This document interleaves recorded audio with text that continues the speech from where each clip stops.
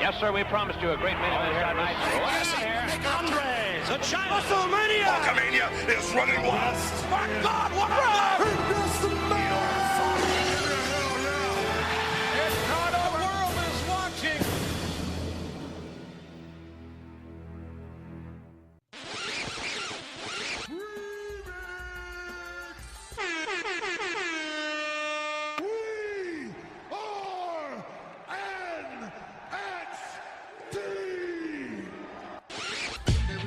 You're looking at the real deal now.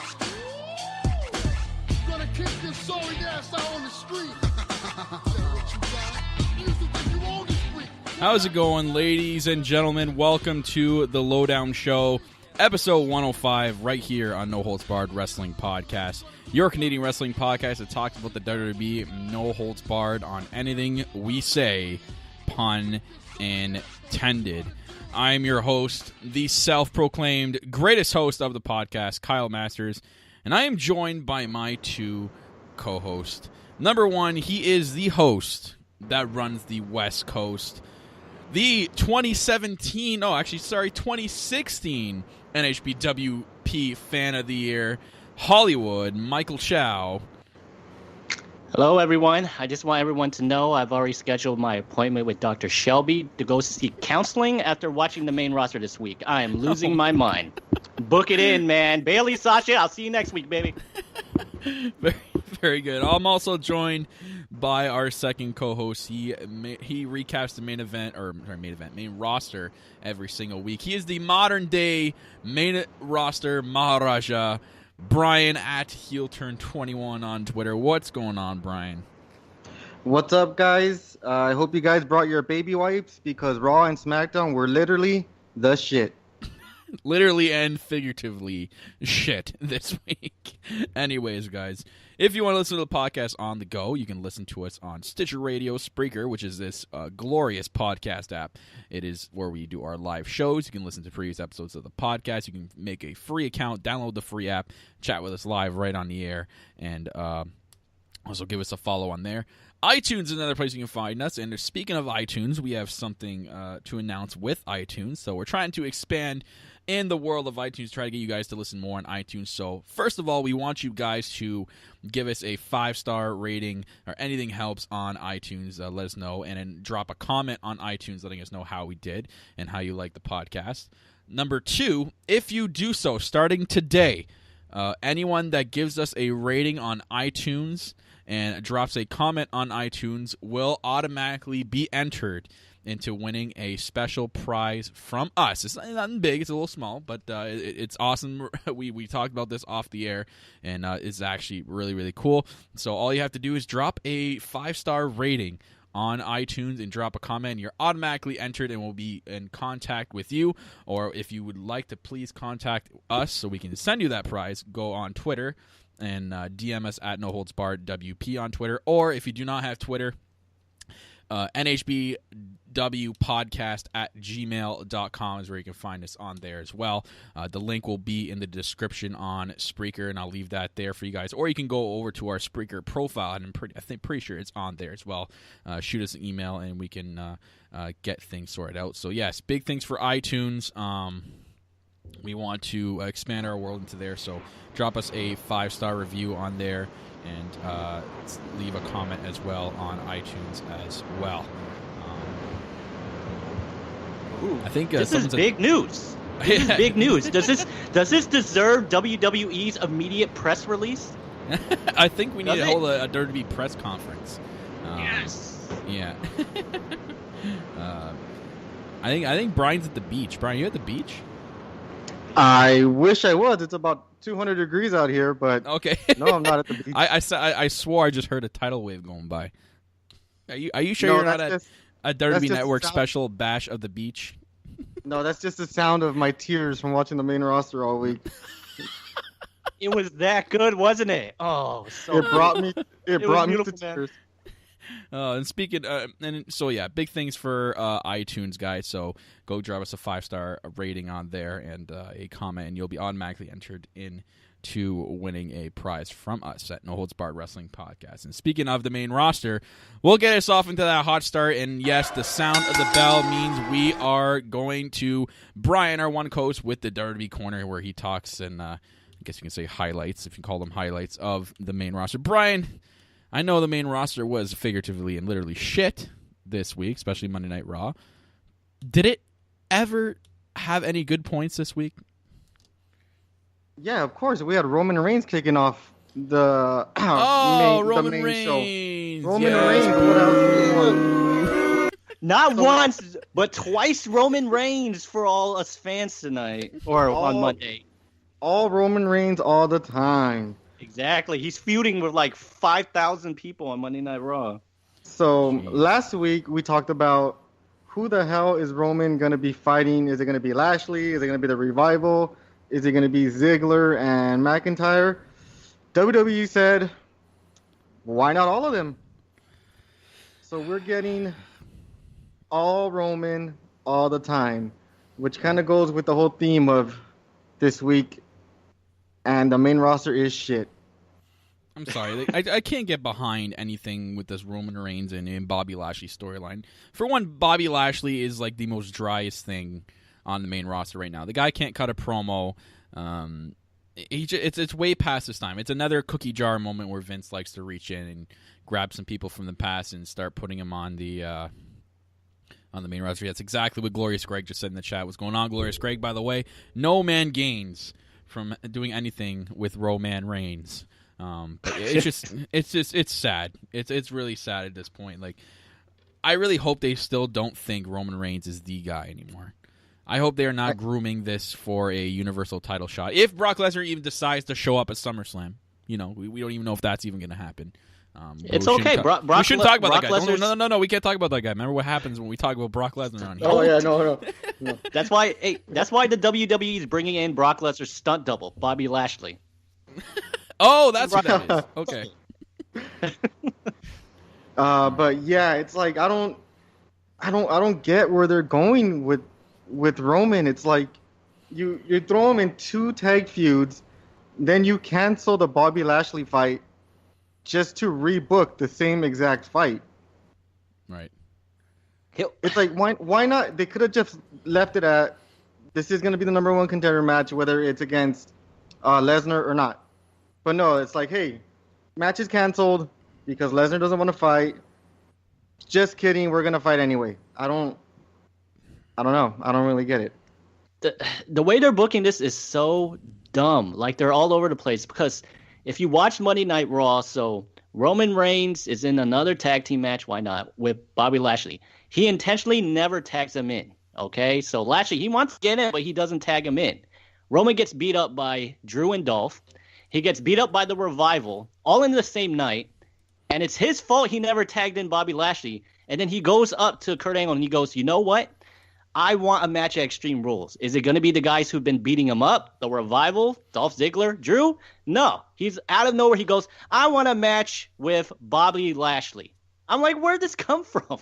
The guy wanted to tag in, and you didn't tag him in.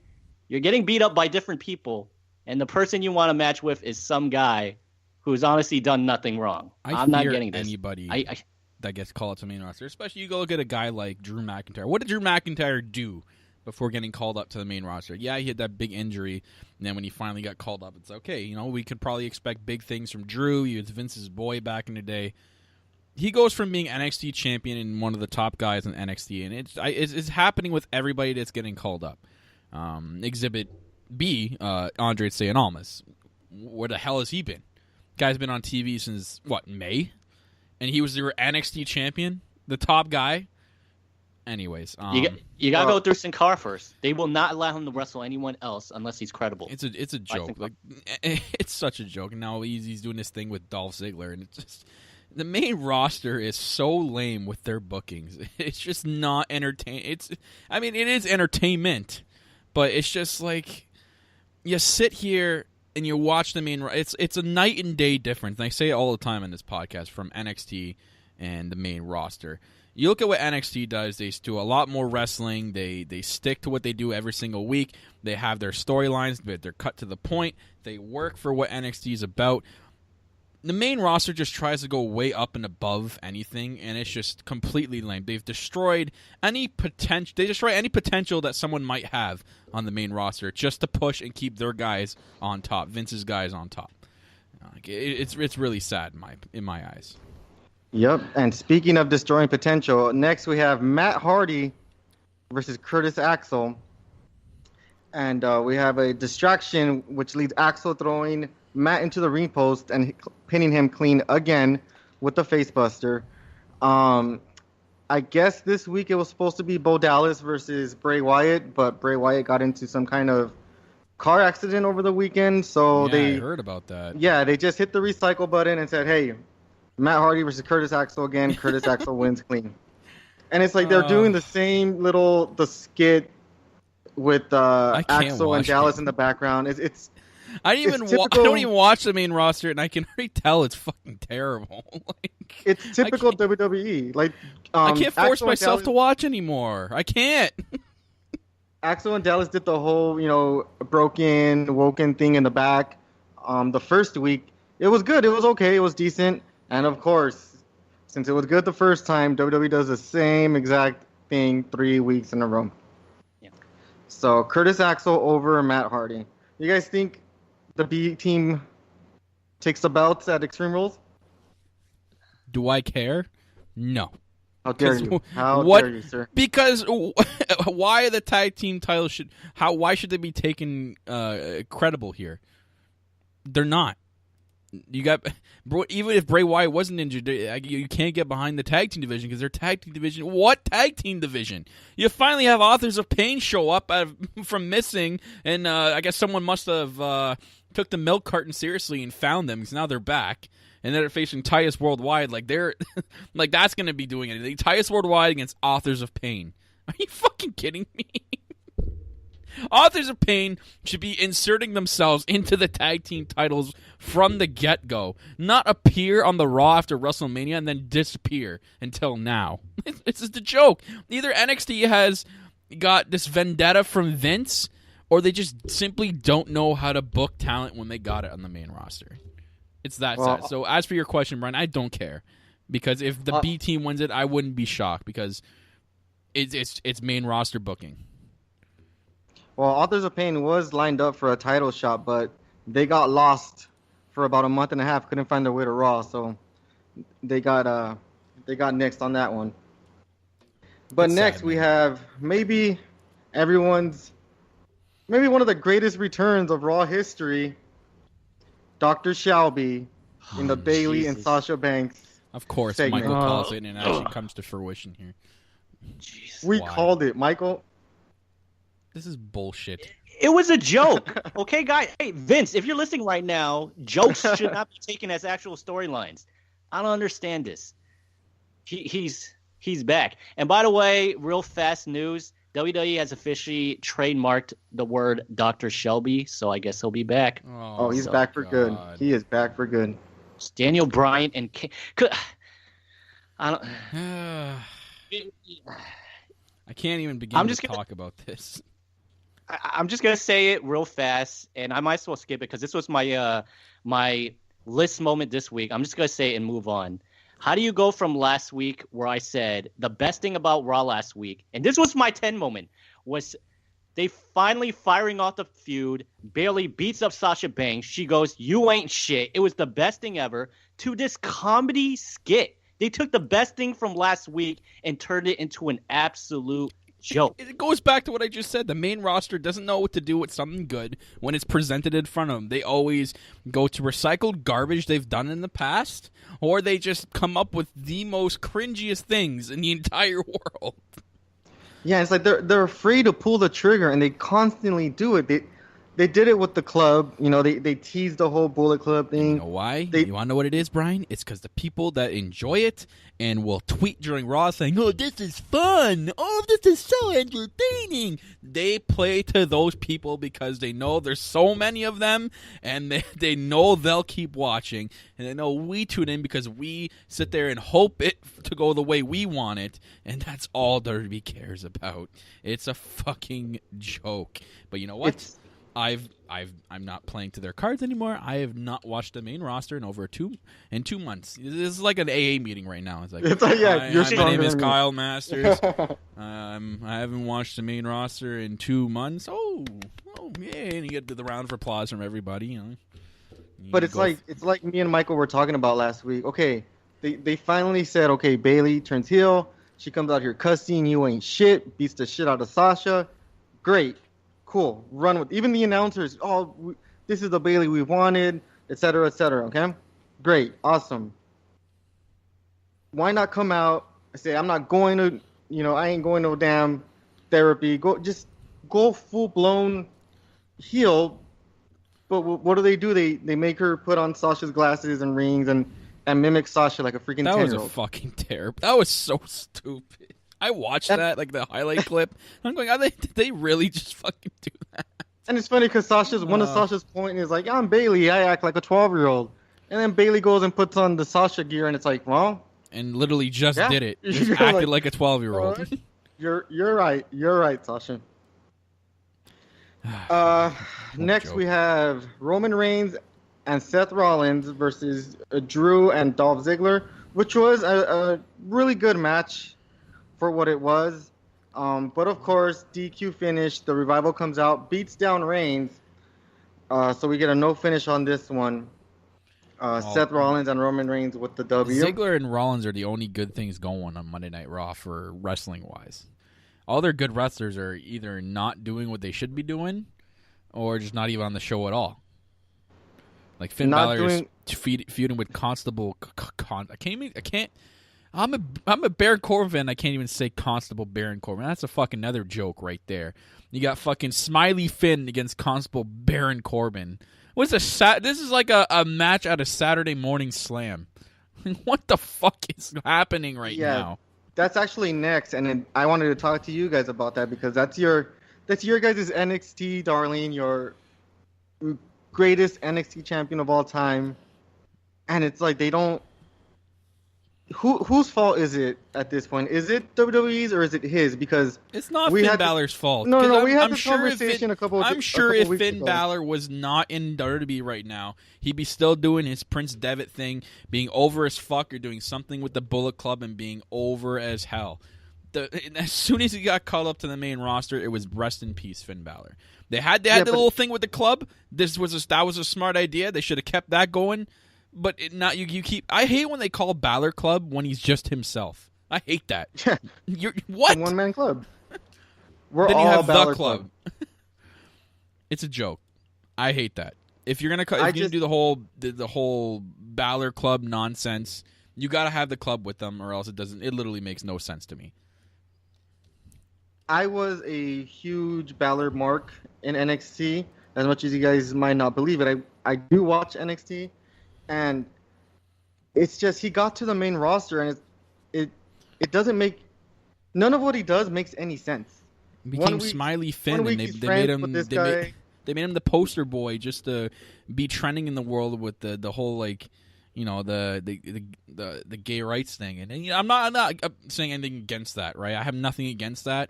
I just hate when WWE tries to stay mainstream and do these little things and put people's careers at expense to it. Like, you can go and promote being anti-gay, but do you really need to have Finn Balor be wearing that shirt and doing shit with it every single goddamn week when this guy should be in the main title picture? My thing is, he's not doing anything else. Why not just go with, I'm the first, openly gay wrestler, but he can be the cool guy, with his popping his collar, and it. He can be that. He can be that first. Not after what we've gotten from Finn Balor in the past. It's too late for that now. Now, like, when's the last time we saw the Demon Balor? Like, Demon Balor should be a constant pay-per-view thing. Like they were doing NXT because it worked in NXT. Look what worked for Finn Balor in NXT, being that mystique NXT champion who would he would come out in suits with the title and then bring out the demon at every single takeover event. Why isn't he doing that in the main roster? They pull on the Smiley Finn Balor nonsense. Or even then, you can, if you're gonna go with the whole Balor for everyone, gay wrestler, which is fine, whatever. you can even bring back the Demon as another persona. You know what I mean? He can be the cool, laid-back, gay wrestler. They don't need to do that. You're a wrestling company. You're not an anti-gay company. But the problem Stick is to wrestling. Do you see NXT doing any of that garbage? But they're not a wrestling company. They're really not. It's World Wrestling Entertainment. You know what I mean? Like it's not. What was the second word? Walk with Elias? No. The second word in WWE. Not walk with Elias. Speaking of, I don't know where the hell he is. Probably he's back there with catering, helping out, playing music for anybody who wants to walk in catering. You got dinner and a show back there now. Yeah, I'm giving up on Balor as of now. I was a big mark. I just don't get it with him. I feel like he doesn't help his cause sometimes, but it is what it is. If they're gonna go with the gay character, do it right. Don't give us a Billy and Chuck. Just give us the cool guy, gay character. Bring back the Demon as a second persona. Throw on some. I can't. I wouldn't get behind that. Paint him in pink, and I don't care whatever you want to do.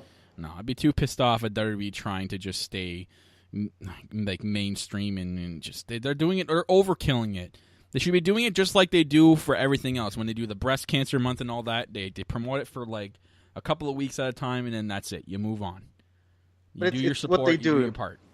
It's what they do. Look at the whole women's revolution. You know what I mean? It's a joke. Why are they doing it Roman Reigns, though? Roman Reigns is their fucking poster child. But they don't do it with him. They do it with a guy who they barely promote. Hey guys, if I can chime in real fast, we got a lot of people who just joined the chat, and I think we may need to move on to the main event of Raw and kind of... Yeah, let's move on. Because we are on a time crunch, guys. We do have a... We've been talking about the main roster for like we're ranting too much minutes, about one and thing. we were actually supposed to go through this real fast. Let's just go to the main shitty part of Raw, and I say shitty, pun intended, when I say shitty part of Raw. Yeah. Yeah. But hey, guys, real fast, we got a lot of people who just joined the chat, and they should be recognized because we recognize the fans. WWE does not. Yeah. We got Cuba Girl 125. What's going on, Cuba Girl?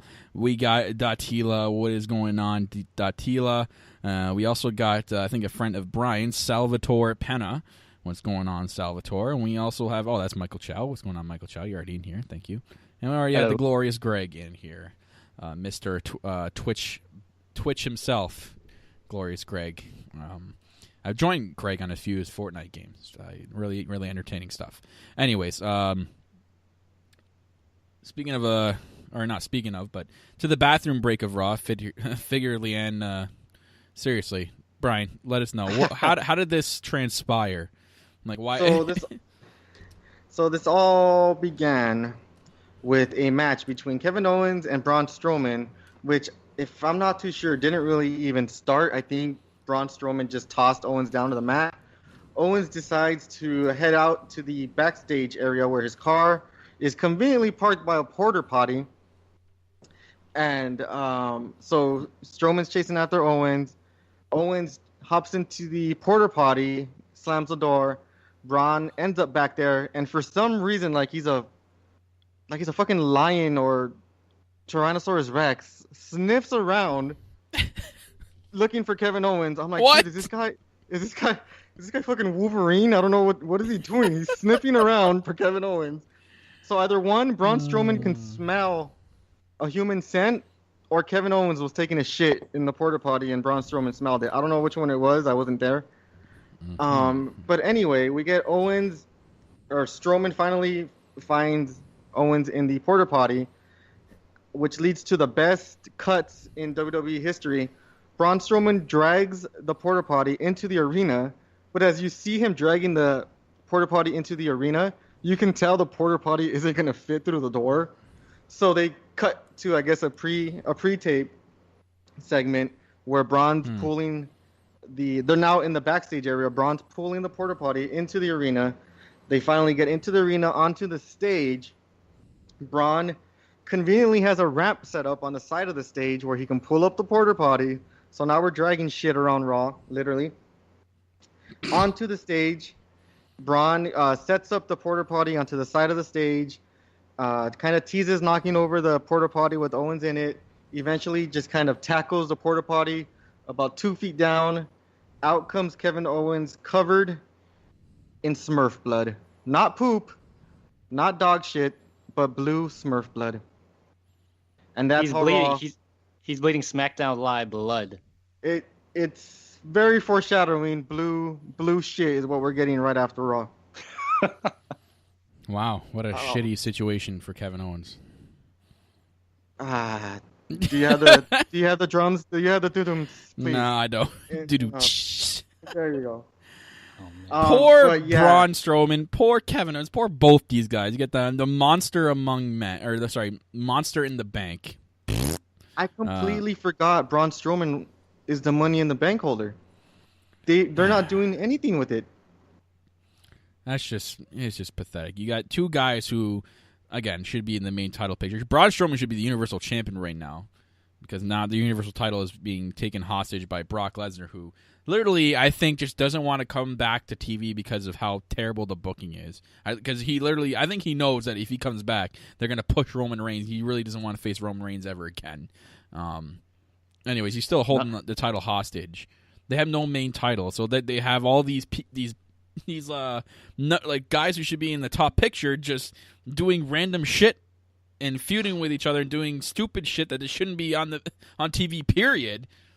While we're waiting for something to happen with that, they should just strip Brock Lesnar. Wasn't there a rule? I'm trying to think now. Wasn't there a rule that the champion should be stripped if he didn't defend it over a certain amount of days? Wasn't there a rule like a couple years ago, and they said something about it? Well, I mean, last it was year, one of the Shield members. I remember they had a title and they made them defend it.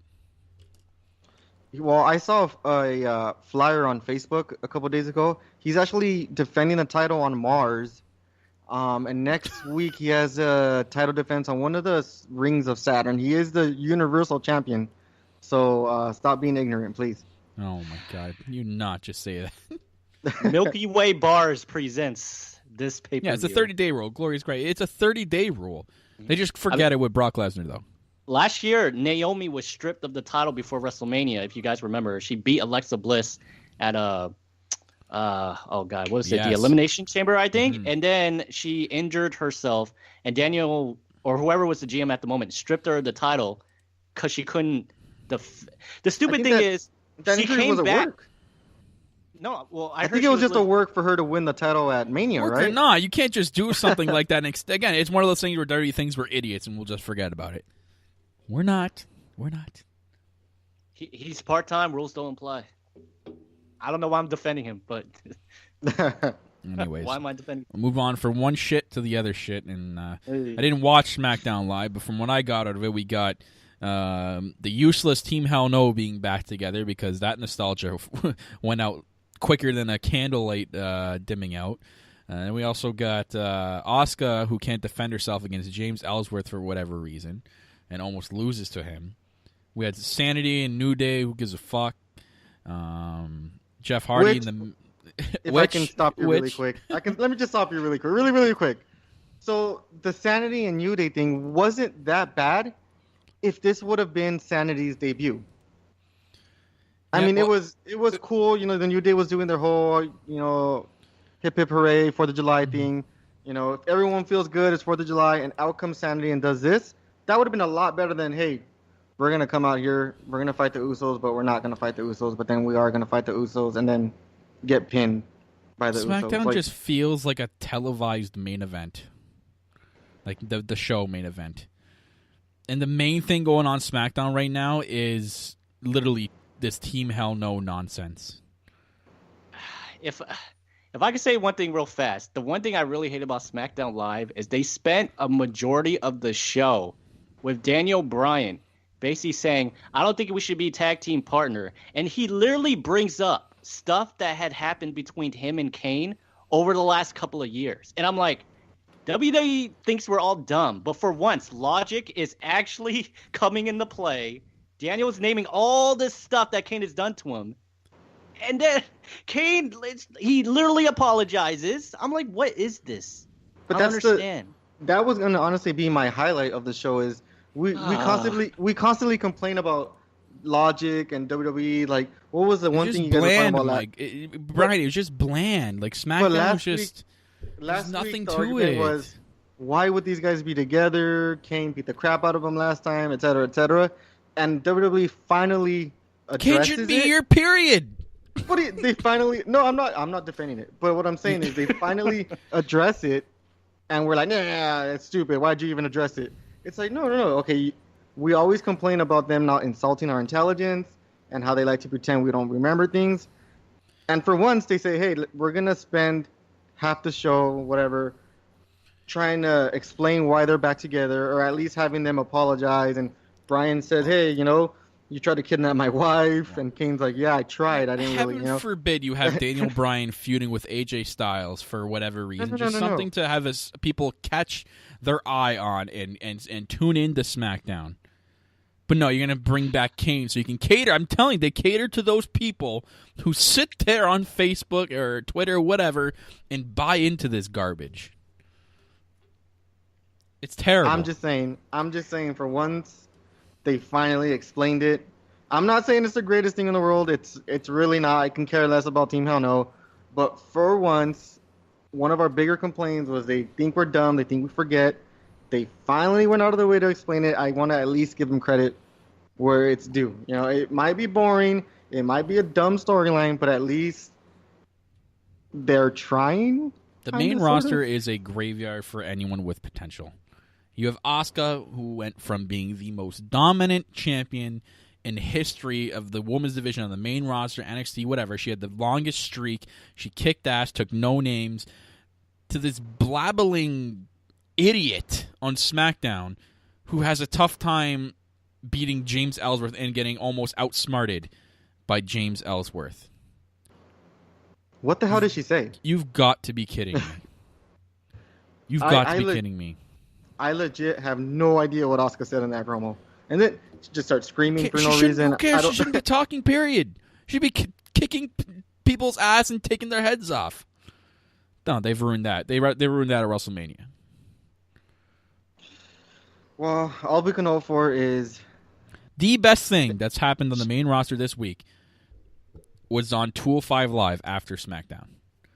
And that was the amazing no disqualification match between Mustafa Ali and Buddy Murphy. We had also the stare down with Alexander and Tommy. 205 Live is watchable. It's just it's put in front of the crowd that's dead, that's half in the arena size because the casuals have already left by the time 205 Live starts. And the people don't respect it. These crowds they go to, they don't respect the work that these guys put in. Buddy Murphy and Mustafa Ali basically murdered each other to crickets. The Spanish Fly? To literally crickets. That's all I could hear were crickets during that entire match. If you put that match on a takeover card, you get a standing ovation from that fucking crowd. A deservingly standing ovation. That was the literally greatest thing that's happened on the main roster this week was on 205 Live. I watched 205 Live this week, and I enjoyed it. It was an hour long. Again, another television program that's literally only an hour long. It got what it needed to do. We had a couple of backstage things. We had the whole thing with the GM. And then you had a sick main event, a 20-minute main event. 205 Live beat SmackDown and Raw combined. So you're saying Becky Lynch versus Peyton Royce didn't grab your attention? I didn't watch it. I'm sorry. And Leo Rush. Thank you, Cabrillo, for reminding. Leo Rush is amazing. This cockiness that they have on him, this character, is amazing. And his talent in the ring is amazing. If you watch that match he had, his debut match was the last week or the week before that, amazing. Datila, I highly suggest you watch 205 Live. If you want to see some good in-ring athletic ability, watch 205 Live. It's amazing. And the crowd will sway you away from it, though, because they're really quiet and they don't really appreciate it. It's amazing. Put it on mute, you'll be all right.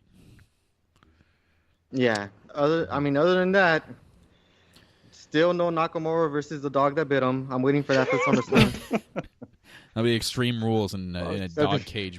Dog cage fight. The way he's getting booked, Road Dogg took a big bite out of him. Yeah.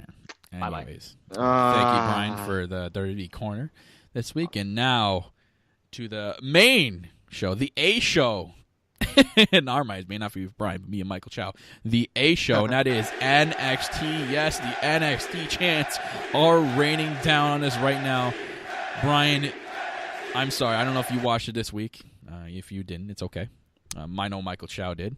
Michael Chow, wow. I'm excited. I wish we want to start off with our NXT review saying I'm excited. What we got this week was perfect. Absolutely perfect. It got what it needed to do with the promos. I'm extremely in love with Shayna Baszler. Shayna Baszler is growing on me every single time we see her on TV. It gets to a point where, like, honestly, I predicted that she was going to win the Mae Young Classic, and I think that she should have, because honestly, Kairi Sane has not done a lot since she's won, and man, Shayna Baszler has actually been undefeated since going up to NXT. I mean, she's only been defeated one time in the Mae Young Classic, but we don't really count that. She's technically undefeated. She's done a lot better. Her mic work has actually improved a lot, and I really like what they did this week. Yeah. That promo where she said they have to have another Mae Young Classic just to find competition for me.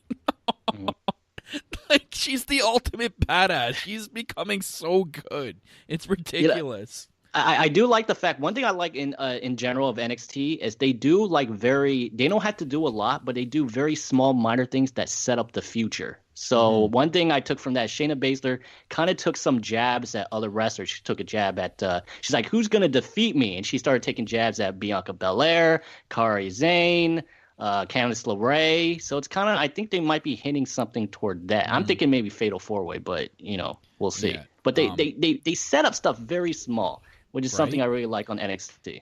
And they have her say that line, like, the same result will happen no matter who it is, and still your NXT Women's Champion as she holds the title up. Like, just a perfect promo to boost herself. She just keeps getting better and better, man. She just needs to tweak her in-ring ability just a little bit more. She'll be the perfect woman, man. She'll be the next top one, 100%. I had my doubts when I first seen Shayna Baszler too. Yeah, I thought she was a good. I like her MMA skill and all that, but I thought she's just going to be one of those names that came over from MMA and just to be there for because that name, like, just they're just going to build around that. No, she's definitely made a name for herself, putting her MMA stuff aside, regardless of the commentators that bring it up all the time. She's done such a good job building herself and her own wrestling character. So I think they are doing a really good job with her. And I think since Asuka has exited, I think Triple H just kind of passed that on to Shayna, and he's going to try and do everything he can to protect Shayna Baszler. Yeah, which is, I think that's why she stayed undefeated for so long. Also, with you're saying like that she's mentioning all those ladies, and we had that promo by Bianca Belair. From her yacht and her honeymoon, and her running her mouth on everyone in the division as well. So I think it's going to come like full circle here, but I'm predicting a Bianca Belair, Shayna Baszler 1-on-1 because they both kind of cut the same promo there. Yeah. Well, there's also another women's match that actually opened the show. We had Dakota Kai and Santana Garrett, who I haven't seen since the Mae Young Classic. Wow, she was my absolute favorite for the Mae Young Classic. Yeah. If you guys saw Santana Garrett versus Piper Nevins, that was my favorite match of the whole tournament. Man, does she look good. I can't believe she's not signed yet. I mean, her match this week wasn't as good compared to the Mae Young Classic, but dude, man, I think it was just to keep Dakota Kai's momentum going, but I think they still put off a good match. Like, both of them still played each other really good. I love that finishing move Dakota Kai has, that like float over modified backstabber. That thing is amazing. It's definitely a sick finishing move. So I think they just want to keep a little bit of momentum on Dakota Kai. I think maybe your Fatal 4-Way thing is coming. It might come to fruition, or there might be like a number one contenders triple threat or Fatal 4-Way. So I think this is a good way to keep Dakota Kai's momentum going forward into that direction. So really good match by those two in the beginning of the show, just to open it. I definitely want to see someone earn it instead of just saying, "Hey, Shayna Baszler's going to face this person." So it'd be good, like you said, do a number one contendership match with like all four women who she mentioned. Yeah, a lot of backstage stuff this week on NXT too. There's that one segment, it was inside the Performance Center with Otis Dozovich and Tucker Knight. And they're talking about stakes and weights. And I love how Otis Dozovich is holding the camera through all this. Like, yeah, Ducky. Yeah, those weights. Let me go check on those steaks. And he's walking towards the steaks, and he's talking about how juicy and rare they are. If I can interrupt really quick. Yeah.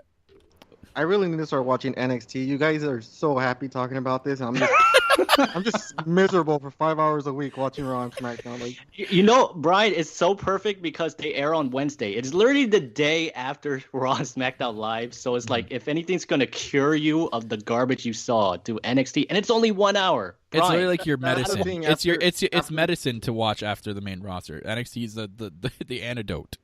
I'm literally so drained after sitting there for 5 hours. I don't want to watch any more wrestling. But it looks like I'm gonna have to at least commit Thursday. Maybe I'll let Wednesday be my rehab day and jump on NXT on Thursday because It's only an hour, you guys man. just, take you guys an hour just of your seem day. so happy, and I'm just here so miserable. But that just NXT's really not quick, always perfect though, so we'll keep keep that in mind. Yeah, and then that Shayna Baszler guy is really good. He's gonna be great. He's gonna be awesome, dude. Put him on 205 Live. He's gonna be great. Oh my! You don't like Shayna with the Finn Balor jacket? You don't like it? Yeah. He looks tougher than Finn Balor in that jacket. I mean, she is pretty manly, so I'll give you that. I'll give you that. That is Anyways, not a, back to this. I don't care what you say. That's This not a chick. backstage Otis Dozovich selfie video with the iPhone 3S or whatever the hell they were using because it was a little blurry this week. I don't know what was going on with that camera. He's on his way to checking the stakes. Then all of a sudden he hears his Tucker Knight like screaming in pain. He runs over, and you just see Tucker Knight lying on the ground with these like long metal chains that they train with like all over him. And you see TM61 or sorry, the Mighty run away in the background.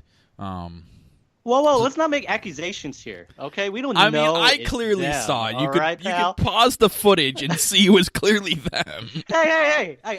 When Enzo Amore got beat up, we all Oh. thought it was the Revival, but they were innocent, okay? It could have been Big Cass and. I'm Big sure it Cass. was. It was Enzo Big and Cass Cass. making their return. Maybe it was the bar. They're not on the main roster for some reason anymore. Oh my! Anyway, so it was supposed to be the Mighty against Heavy Machinery. So after they showed that, it led to the announcer saying that Otis Dozovich was going to face the Mighty 2-on-1 in a handicap match. And the Mighty with their new entrance and their new Videotron. So now they go from TM61 to being called the Mighty. They come out with these like leather long jackets, like Taker style, and to me, I think they got to be changing their ring taunts. They do the generic muscle ring taunt, but it doesn't work because you're wearing a leather jacket. We can't see that. They remind me of the VOD villains. You remember the VOD Yeah, villains? they that did used that. to They put did the that same that pose in the middle of the ring. Yeah, it was really like they got to change it up a little bit. As for the match, it was literally they showcased Tucker Knight and his strength of dominating both of them. Obviously, it was going to come to a point where the numbers game was going to be against Otis, and Otis getting really played by the crowd in this one too. Really behind him, but it led to a running knee by Thorne after Miller tagged in, and Thorne with a big forearm to the back of the head, which you could hear the crack like all over that arena when he hit that forearm. And that ended the match, and the Mighty won by pinfall over Otis Dozovich. But I don't think this is the end, Michael, of Heavy Machinery and the Mighty. I think this feud is gonna continue, and I'm digging it, man. I'm liking this feud between these two. They got a new look by TM61 and taking advantage of the numbers game here. So I love what they did here. Mm-hmm. Where are the Street Profits? Where are my boys? Well, Where we are know. these guys? I mentioned the honeymoon. Oh, right. Yeah, so they have to take a hiatus. Maybe Otis Dozovich should have went and got what's his name? Angelo Dawkins as a partner. They should have done something like that, I think. No, Riddick Moss, dude. Because you know how Tino Sabatelli, he's out. So yeah, where's Tino either, man? I thought they could literally do a Tino and EC3 feud. Yeah, that's a good one. But he's out, I heard, for a shoulder injury at a live show. So Riddick Moss is going to be walking around looking for another tag team partner. Right. So we had a little tiny interview with Kairi Sane, too.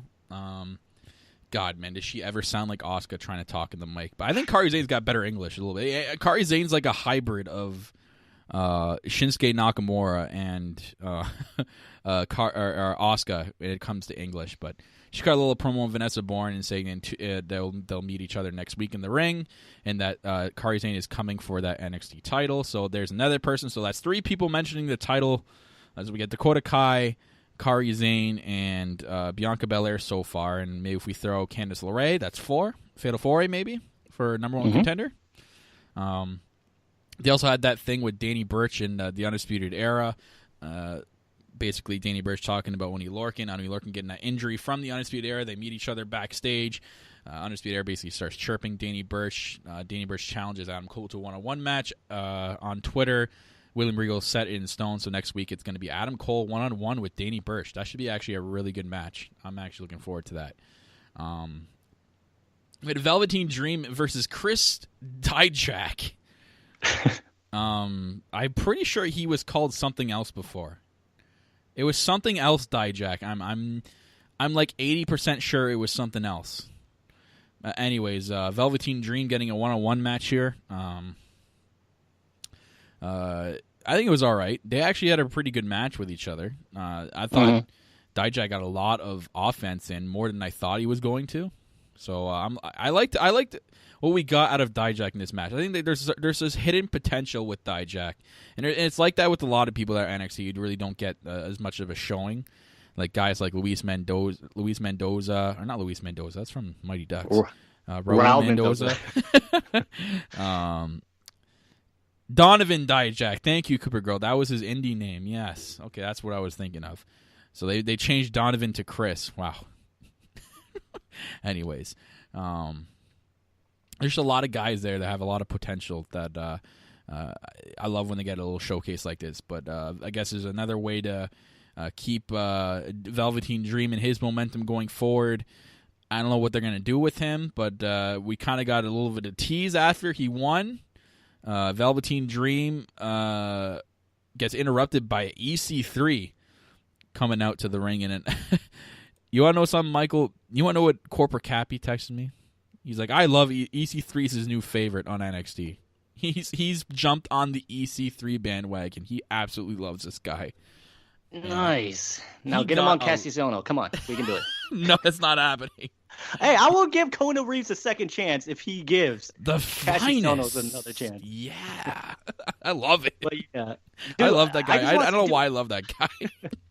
Dude, get out of here. I love EC3's entrance. I really like EC3, but man, I love his freaking entrance for EC3. It's awesome. Now they kind of changed it a little bit. Instead of the letters just appearing, they kind of like come in pixelated, like the old Microsoft PowerPoint animation there. It was still a little cheap, but it works. He actually had a pretty decent reaction this week. I think the crowd is getting really, really behind EC3 here. But they kind of had like a stare down, Velveteen Dream, EC3. Again, there's one of the things we were talking, Michael. I think they can do this. I think NXT is not afraid to go routes where it's heel versus heel, but these are two kind of tweeners who get the same kind of reaction from the crowd. So I think they could go in this route. And I think that's what we're going to see at Brooklyn, Velveteen Dream versus EC3. So I'm all for that feud. Yeah, I mean fans love them both, so fans will love to see this. You're taking a match. You're making a match between two people that fans and really like. This is something of Velveteen, Cuba Girl 123 or 125. I think I used to say 123. I'm sorry if I said 123, Cuba Girl. This is her something that she didn't want to ever see, and that was Velveteen Dream. Versus EC3, two of her favorites at NXT now. It looks like they're going to be feuding with each other, so a nightmare for her. But it's definitely going to be an awesome match, Cuba Girl. So you're gonna love the outcome of that. They'll both be competing for the Cupid Girl Championship at Brooklyn. EC3 the key. They'll compete for the key to the heart of Cupid Girl 125. I was a little bit confused why they were doing this, but supposedly they said that what was it in England? They said that EC3 was tagging with Velveteen Dream, and Velveteen Dream actually walked out of the match. Oh, so yeah, the commentators had mentioned it. I didn't watch the UK event, but yeah, okay, I do remember that. Yeah. So EC3 and Johnny Gargano, really, really good match to end NXT this week. We got a little bit a different side of Johnny Gargano, basically showing aggression out of the gate, and even near the match where he was locking in that kept locking in the Gargano escape, but EC3 kept grabbing the rope, and he was literally going all the way almost to the count of 5, and just showing this different side of Gargano, and like they're labeling that he's a changed man, like he can't get Ciampa out of his head no matter how much Wimber was trying to turn him into the other way, and he wants to leave it alone. Can't get him out of his head. Ends up winning here with the drape DDT from the second rope, just like how Ciampa defeated Gargano for the 1-2-3. Gargano wins here. I know you really didn't like this, Michael. I don't agree with this. I don't. We talked about it earlier. If it was up to me, I think that they should have just had Johnny Gargano lock in the Gargano escape a second time and not let go. Because then he would have been disqualified, and they can still book him as, Gargano, he's lost it. He's someone else, and EC3, I didn't want him to lose this soon in his NXT return. And honestly, I think it would have worked a lot better because EC3 is kind of considered a heel. I think this would have worked a lot better if he was facing a baby face. So let's just say someone like Cassius Ohno. If he had done this to Cassius Ohno, it would have been even better. Because now they're like, oh, man, he's really lost it. He's done this to a baby face. Now that's crazy. So, I don't know. I didn't want EC3 to lose this soon. And on a TV match. Pay-per-view, okay. But TV, yeah. I do. I think there should have been unnecessary. I think there should have been like a double count out. I think Johnny Gargano should have like taken EC3 out of the ring. Like this is what I was picturing in my head, Michael. Like he should have dragged them out of the ring and started locking in the locking in the Gargano escape at the top of the ramp as the ref counted them out, and it didn't let go. Then have all the refs after that swarm all over it and rip Johnny Gargano off EC3. I think they should have done something like that. It saves both the guys from losing or winning the match, and again, like I just said, it saves EC3 from taking an L here. They both get counted out, and you just have this another aggression side to Johnny Gargano. I think that's probably the direction they should have gone, but it is what it is. EC3, I don't think is going to forget that little stare down with Velveteen Dream and what happened at the UK tournament. So I think next week or either the week after, we're going to get the start of that feud. So I'm really excited for that. And another side to Johnny Gargano. They announced in 3 weeks as well that Ciampa is going to face Aleister Black for the championship. I'd put my money down that Johnny Gargano is going to get involved some way, or William Regal is going to set a stipulation in the next couple of weeks for Gargano not to get involved. So it's going to be very interesting to see where they go from here. Do they have Aleister Black take the pin, lose the title to Ciampa to have Ciampa versus Gargano for the title, or do they keep the title around Aleister Black and have him face someone else at Brooklyn? See, I'm a little bit confused because I thought they were going to say next week, but this is 3 weeks. So then, like, how do you build a different feud for Aleister Black if it's not Ciampa? You know what I mean? Right. Unless if this is going to be a triple threat match between Aleister Black and for random reason Ciampa and Gargano, it just seems really out of place. Why is Aleister Black involved in this feud? You know, it's I don't know. I'm very confused on the timeline here. 3 weeks, and then how do you build a feud with Aleister Black and someone else going into Brooklyn? Because I don't think you have that much time after the next 3 weeks. So I'm a little bit confused here, Triple H. I hope you know what you're doing. It's going to be interesting, but it keeps you guessing, and it keeps you wanting to see what's going to happen. That's why I'm sorry, Brian. That's why we tune into NXT every single week. We're not disappointed. To be fair, Gargano did not toss EC3 in a porta potty and pushed it off the stage, but acceptable. Exactly. Acceptable. You guys aren't worried if Kevin Owens is going to take a shower next week, or if he got some kind of infection? I'll put money down that he shows up with blue paint still on him next week, like he hasn't showered in a week. I guarantee you they do that. I wouldn't put it past I wouldn't doubt it. I wouldn't doubt it at this point. But anyways, that's the NXT review, and we got a lot of fan tweets this week, so I'd say we jump into the fan tweets. How does it sound, guys? Fan tweets? Let's jump in. Jump in. We'll start off with Datila, at Datila_ on Twitter. Thank you for your fan tweets this week. She writes, a reunited Team Hell No closed SmackDown instead of AJ Styles as WWE Champion. Do you think he should close every SmackDown, or should other people get a chance to close SmackDown every week? So this is an interesting question. It's tough.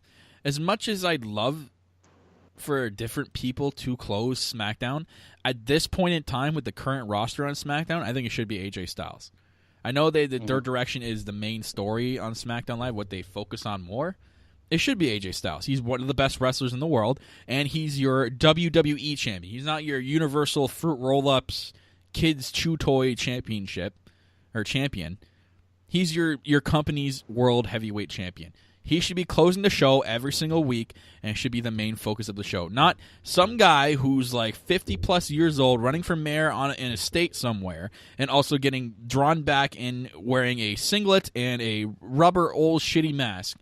Be put in a feud with someone who probably doesn't even want to be dealing with Kane right now and should be focusing on better things. Better yet, Daniel Bryan should be with AJ Styles closing every show, either in tag team matches or whatnot, or building this feud. It should not be Kane and Daniel Bryan. So as for your question, Datila, my answer is they should be closing with the current state right now of the roster and what it looks like. It should be closing with AJ Styles and whatever feud he's in right now. It should be closing with the champion. Yeah, I kind of disagree because I think the main event should be slotted for the main event, because you guys can say, oh, the champion should close the show every time or whatnot, but at your last NXT show, Gargano and Ciampa main event, and there was no title on the line there. And that's because that was the biggest story. That was the main event of the night. Because, AJ is the champ, but he's not the main story going on right now. Team Hell No is, which I'm not saying it should be, but it is the biggest story. And I will interrupt. Going on SmackDown. NXT can do that because they can do it because it works. The main roster can't because it doesn't work. I'm not saying it's NXT isn't on reaching the roster. cookie jar and bring something out to try to main event the show. Yeah, what I'm NXT does, it fits. The main roster, what the main roster does, it's fucking terrible. I'm not saying it's good, but I'm saying it's the biggest story out there for somebody, not us. I can care less about Team Hell No. You guys can care less about Team Hell No. Why does AJ Styles deserve to take a back seat to this? I don't say he. I'm not I'm not saying he does deserve to take a back seat, but he is. That's all I'm saying. Team Hell No is the main event of the show right now. Let them have their thing. Just because he's a champion doesn't mean, just like on NXT, which is, I agree that storyline is great. That whole, what NXT is doing is great. But your NXT champion didn't highlight the show because he wasn't the main story of the last couple months. Gargano and Ciampa was. Right now, Team Hell No is the main story, whether we like it or not. That's your main event. All right, fair enough. I don't know if you have an answer to that, Michael. What side do you agree on? I guess that's what's going to come down to. I got to be the tiebreaker. You know what? You see, it's tough because I lean toward both of you guys. It's weird. Daniel Bryan is a huge attraction, and he's the biggest attraction in this match. I'm sorry, it's not Kane, it's not the Bludgeon Brothers, but Daniel himself is the big attraction, and they feel like they're doing the fan service by putting the person that the fans love in the main spotlight. But for me, I argue for the other side on the point that the Universal Championship is not being defended at Extreme Rules. So in that case, one of the main titles should be focused on. And for me, it's got to be AJ Styles versus Rusev. And I actually like what Rusev did on SmackDown Live this week, pulling AJ Styles out of the ring, beating him up, giving him the accolade. I actually like that part. And I feel like that really should have kind of closed the show, because I feel like this kind of needs more momentum than Daniel Bryan and Kane versus the Bludgeon Brothers. That feud going forward, because Daniel Bryan's already kind of making this feud kind of popular, and I feel like AJ Styles versus Rusev needs a little bit more steam going forward. So we'll see next week who main events the show next week on SmackDown Live. But I guess it's still a tie because I argue for both parts. All right. Or So at next least question. switch off, or throw something. Have Daniel Bryan and Kane kick off SmackDown Live next week. You know what I mean? You want fans to tune in every hour. Right. So So next question by Datila. Please explain to me why the hell Roman Reigns is involved in 2 separate feuds.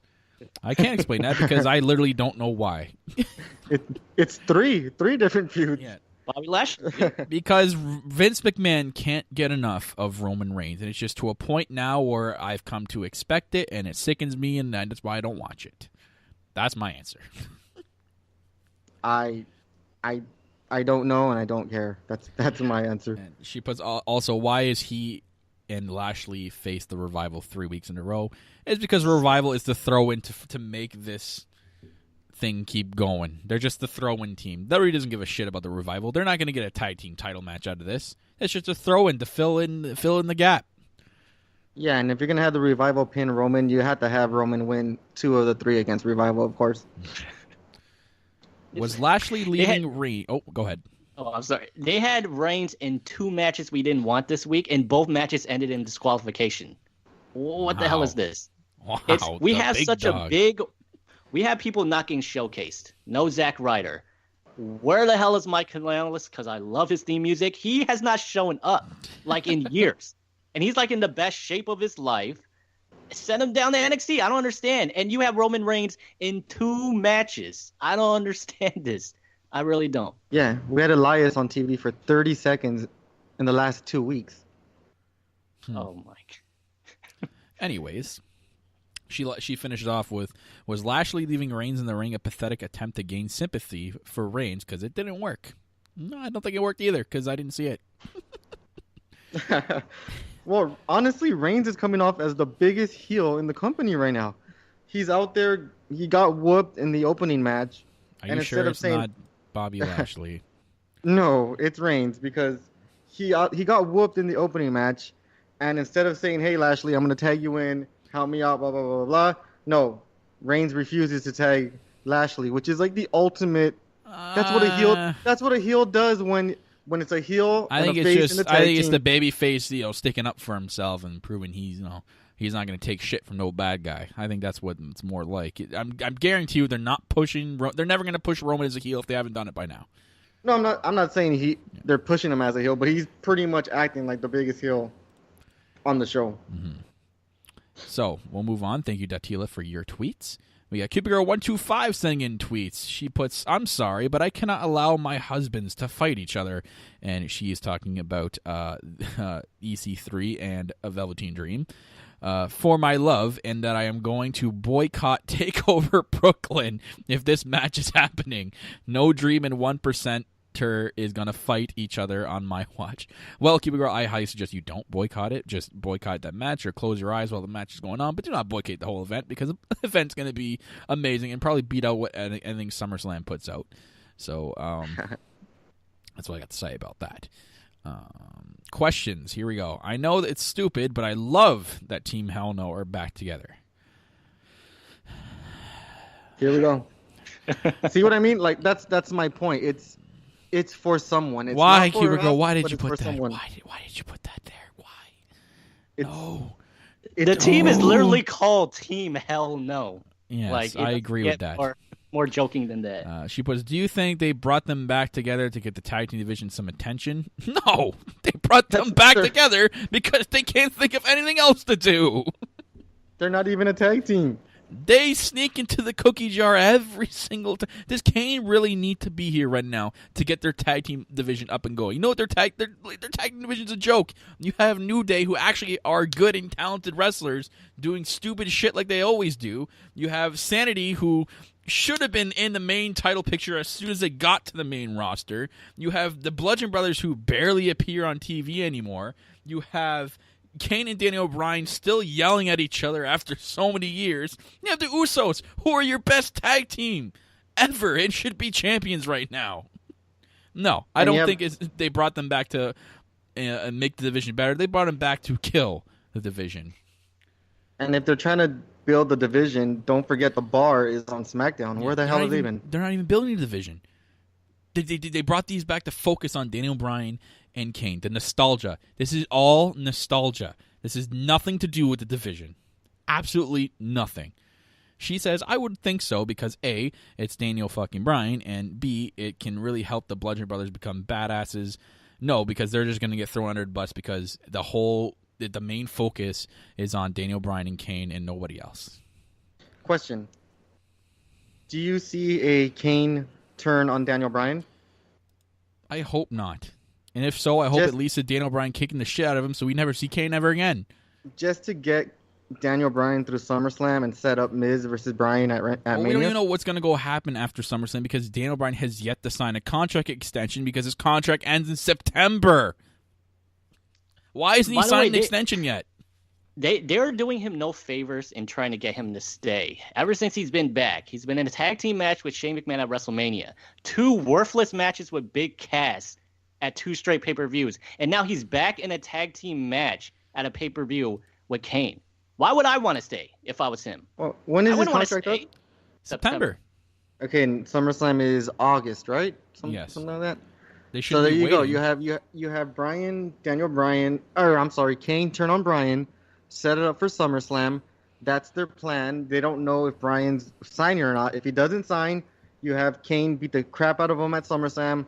You write off Bryan off TV. I would personally wouldn't care or wouldn't be shocked if Daniel Bryan literally actually left the company and went to what's in September? What's this big event in September? It's coming to Chicago. Never heard of it. They sold out in 30 seconds. Keep my finger under. They just announced a huge match today between Marty Scurll and Okada. Oh man, I can't. Never heard of him. Mm-hmm. Yeah. Maybe Daniel Bryan shows up there. Can you imagine if it was Daniel Bryan versus Okada? WWE would be rest in peace after that. I don't know. 10,000. They have a 90-day compete clause. Although technically, Daniel Bryan can technically show up. He just can't have a match for 90 days. No. So well, that he 90 can actually days show up. That 90-day clause has already been tested. They can't even. WWE won't go after you because you're a private contractor. Mm-hmm. So they can try to waive the whole 90-day clause in your face, but if it truly came down to it, they can't do anything about it because you're a private contractor. So, and knowing Daniel Bryan the way he is, he can probably say, "Screw you guys, I'm going anyway." Mm-hmm. Don't be surprised if honestly he just walks out.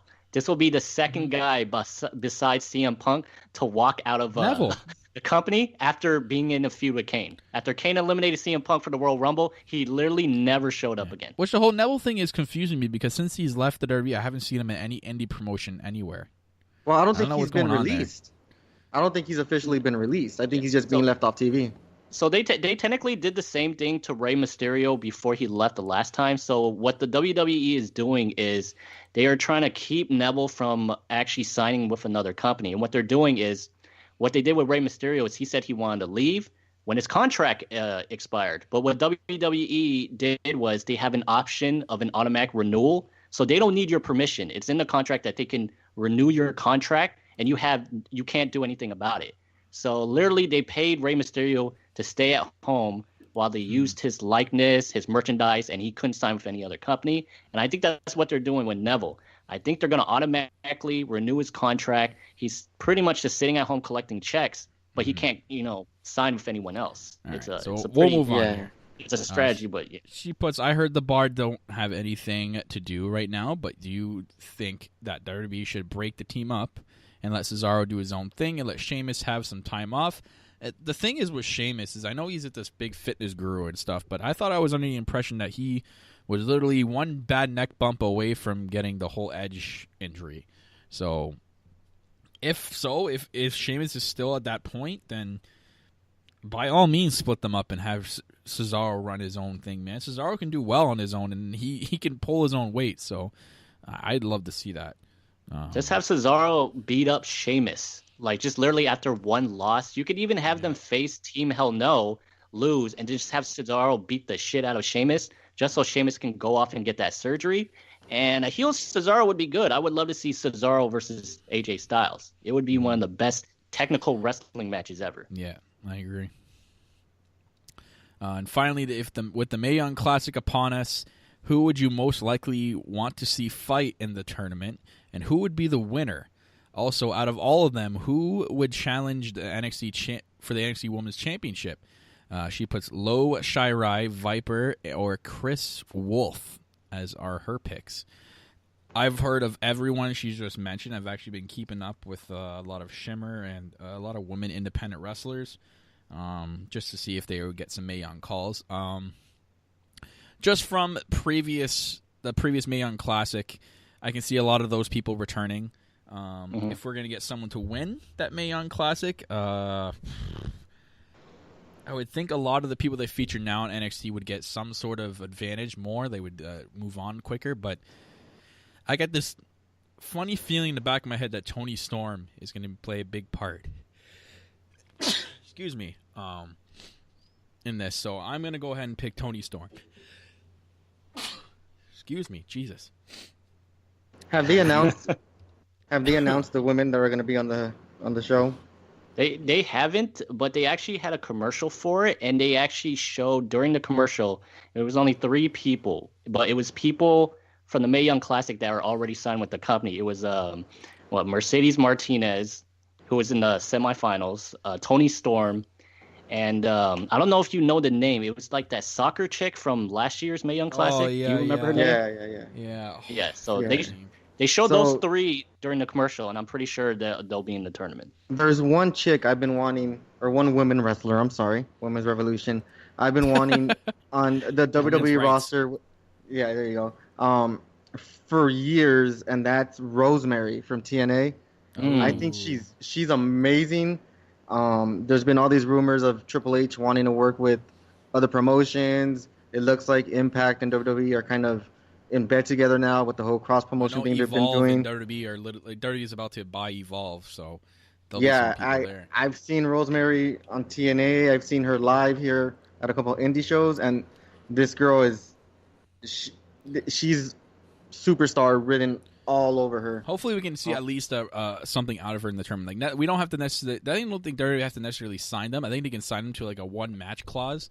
I think it's a lot of what those Mae Young Classic people got, like just to appear on TV. So maybe we can get her at least some showcase. Yeah, let her hit the Final Four or something like that. Just put her out there. People are gonna fall in love with her, and they're gonna have to sign her. So, next set of questions come from Gilly at Greg the Gamer on Twitter, or Glorious Greg, formerly known as. He puts, how do you feel about the new Johnny Gargano? Personally, I like this new dark place he's in. I think it's tough because we got an intense Gargano already out of the last couple of matches. I think they're trying to build on top of that, but I'm all for it. If it means we're going to get some more intense matches between Ciampa and him, I don't know. I can't really put my finger on what to make of it yet. So I'm at a crossroads right now, Michael. I kind of like it because you don't want the feud to go stale, so it's something different. You know what I mean? This is going to be the 3rd match, assuming it goes to a 3rd match, and they're kind of taking Johnny in a kind of different direction. It's not just 3 matches with the same people. They're still doing the same thing, and I personally like it. And it seems like a lot of people on social media like this. That's this turn for Johnny. And then the only thing I didn't like is, once again, I mentioned it earlier, at EC3's expense, I kind of didn't like that. There's other ways they could have done it, but I like it. He also puts, if Ciampa beats Black for the title, I think Johnny will make it his personal mission to not only beat Ciampa, but take away the title and Ciampa's most prized possession. So that's an interesting take on it. It's really tough to see where they're going to go in this direction. I think it can go either way in 3 weeks. Is Ciampa? I'm sorry, I missed it. Is Ciampa fighting for the title? Yeah, in 3 weeks. So it's easy. You have Gargano come out here, cost him the title. There's the next match. But what if you made it for the championship? Ciampa No, Gargano? it's because they don't need it. It's more of a I screwed you out of the title. But then this goes back to what Michael was saying earlier. By then, you don't have a lot of weeks to build whatever Aleister Black's feud is going to be next. Put him against Velveteen Dream. But I thought they were going to go the whole EC3 route. Triple threat. There you go. Triple threat. Bookings by Brian. Easy. Well, here's the thing. Here's the thing, though. If not Ciampa, if not Gargano, who does Aleister Black face? Because it seems like they're already starting to, separate feuds. EC3 looks like he's feuding with Velveteen Dream. They plugged the fact, what was it, last week, that Lars Sullivan had a broken jaw. Unless he comes back. Yeah, unless he comes back soon. Like, who else is it going to be? What's Ricochet doing? I think Oh, they're going to be doing. yeah. I think they're going to be doing Adam Cole and Ricochet, because they kind of teased it a little bit because Ricochet came out and helped Mustache Mountain a couple of weeks ago against Undisputed Era. So I don't think they're done yet. You know what? Screw it. You want the finest? Aleister Black versus Kona Reeves. Book it. Brooklyn 4. There you go. The finest. Brooklyn The 4. finest. You want him to be the next Roman Reigns? You want him to be the next Dwayne? Yo, get him in there. Oh, God. But thank you, Glorious Gray, for your question. Next, we got MJ at MJ Santi on Twitter. She puts thoughts on Team Hell No being reunited and fighting for the titles at Extreme Rules. Well, you know, my thoughts. Here we go. They just want us to fight, don't they? They shouldn't be fighting for the titles this early. This is bullshit. It should be the Usos. Usos have put in so much more work. No, let's get a fat, out of shape guy running for mayor and team up with the best wrestler in the company for the titles right away. Sure, why not? Nostalgia. It's all nostalgia. Am I the only one who? This should have been Daniel Bryan and The Miz. Like, it would have made sense. Then Miz turn on Daniel Bryan and sets up SummerSlam. I don't understand. I mean, I'm hearing that Miz is not going to be at Extreme Rules because he has a celebrity baseball game to go to. But maybe this is why this happened. Maybe they found out the Miz couldn't do Extreme Rules anymore because he's doing the celebrity baseball game, and then they kind of had to do this swerve. Hold up, Michael Chow. Cupid Girl, easy there in the chat. Finest, my ass. This is the finest in NXT. Yeah, it's the finest in the minor leagues. Oh, hey. Minor leagues is kicking the main roster's ass right now. But I honestly think we're overthinking this Team Hell No thing.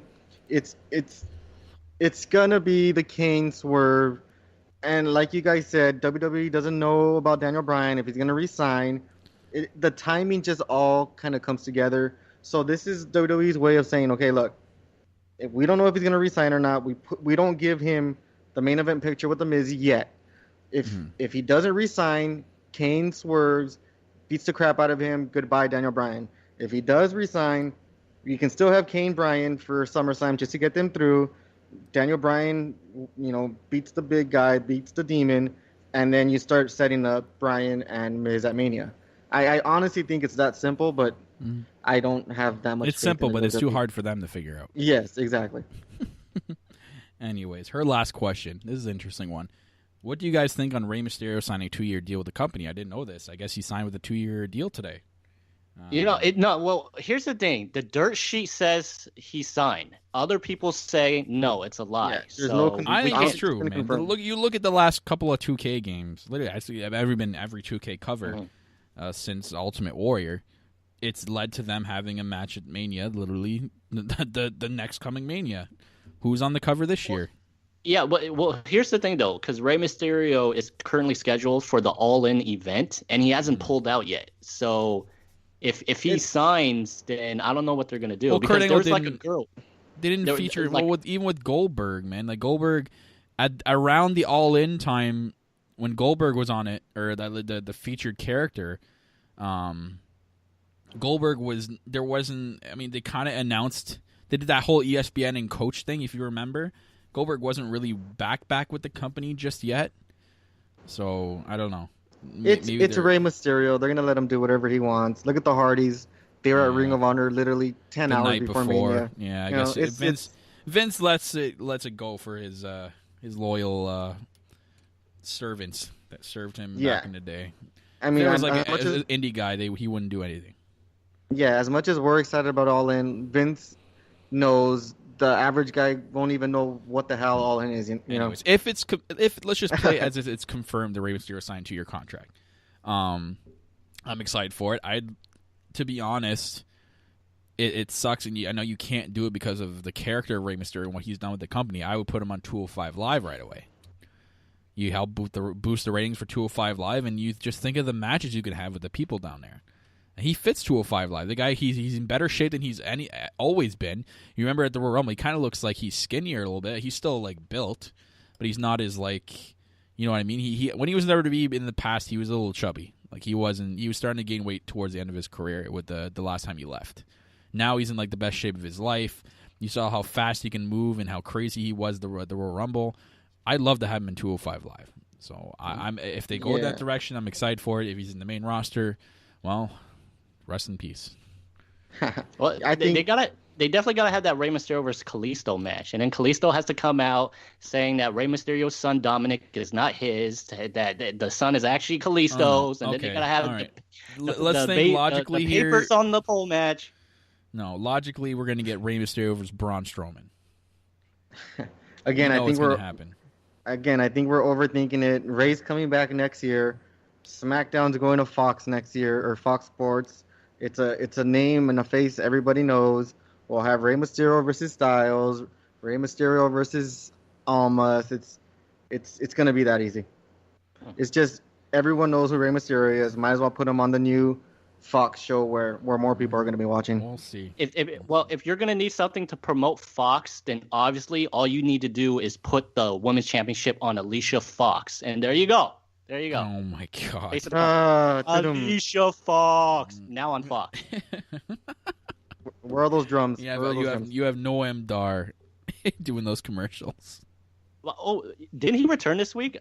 I think I saw a GIF. Didn't he return against TJP? Oh, okay. Yeah. Oh, no. You changed the story from Nakamura being bitten by a dog to Nakamura being bitten by a fox. Okay, who cares? Anyways. Michael, watch 205 Live the entire episode this week. You won't be disappointed. I don't have work tomorrow. I'm literally right after this podcast. I'm actually gonna go watch it. So it was good. And then DM me and then tell me your response because you two, Brian, go watch that match, the ending match. I saw the main event. It was you great. watched that? Yeah, go watch the rest of 205 Live. That Spanish fly off the. Oh, that was ridiculous, man! I thought he was gonna die. I legit thought he was gonna die. How do you do something like that? And then the superplex off the stairs. No, I honestly thought he was dead after that Spanish fly. Like, just watch it, guys. You'll know what we're talking about. Yeah. Mm-hmm. By the way, I want to point out, if you actually have noticed, the cruiserweights have stopped appearing on Monday Night Raw. Like, they have not appeared in a long time. So you know what they should be doing? And I'm going to take this is from our podcast I listened to, JD from New York. He mentions that if they really want to do something with the cruiserweights on pay-per-views, you have the room on the main roster pay-per-views because they're like an extra 3 hours long now. But feature them on TakeOver because now with the takeovers are going to be longer. Have a cruiserweight title match on TakeOver. Why not? If they can put a match like we just saw this week, the same thing on TakeOver, by all means. You know Vince is not going to want him on the main roster, so put him on TakeOver. Bring back Enzo. Sure. But thank you, MJ, and thank you everyone else for your questions. Datila, Cuba Girl, Glorious Greg, thank you very much for those questions. But this is the end of the show. So like I said before, guys, in the beginning, iTunes, go drop us a 5-star rating on iTunes and a comment, and you'll automatically be entered to win a mini gift from here, or from us at the podcast. So go check us out. iTunes is the hot commodity we're selling this week. So go check us out on there. You can check us out on Stitcher Radio, Spreaker, this glorious app. You can also check us out on YouTube, youtube.com/NTBWR. I forgot to mention that in the beginning. If you are listening to us on YouTube, make sure you hit that subscribe button and the little bell icon so you know when we upload all our podcasts. Don't we have a sponsor? Oh, we do have a sponsor. That's right. I have to write this list down every time I do this. Extreme Wrestling Shirts, guys. Go check them out. ExtremeWrestlingShirts.com.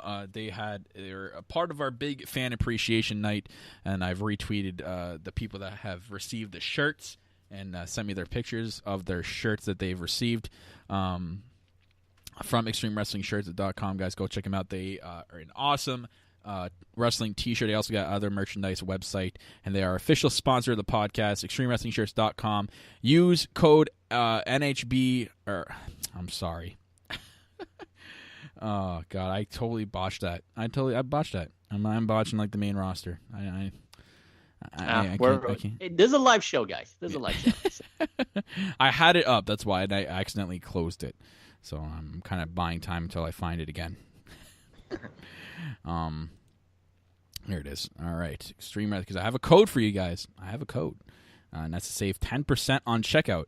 You're going to use code No Holds on checkout, and you're going to save 10% on your order plus one lucky fan per month that uses the code will receive a free gift. And I'm assuming that's what Datila actually got in her prize from Extreme Wrestling shirt. She got a RKO pendant with her t-shirt. So guys, it works. Go check out, or go use promo code No Holds on checkout. You'll save 10% on ExtremeWrestlingShirts.com.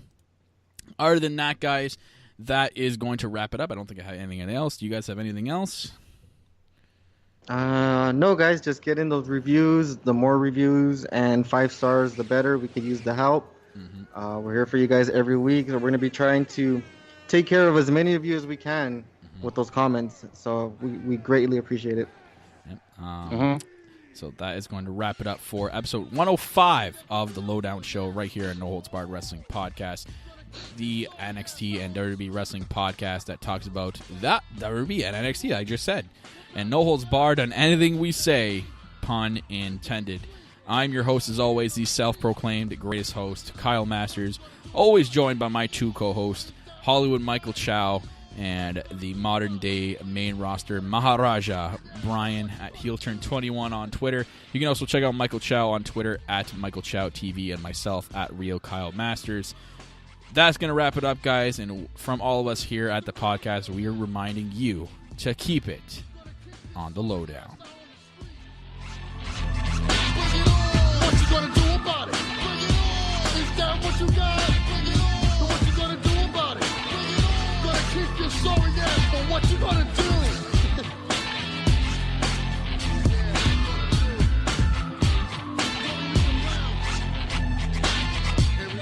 You're looking at the real deal now.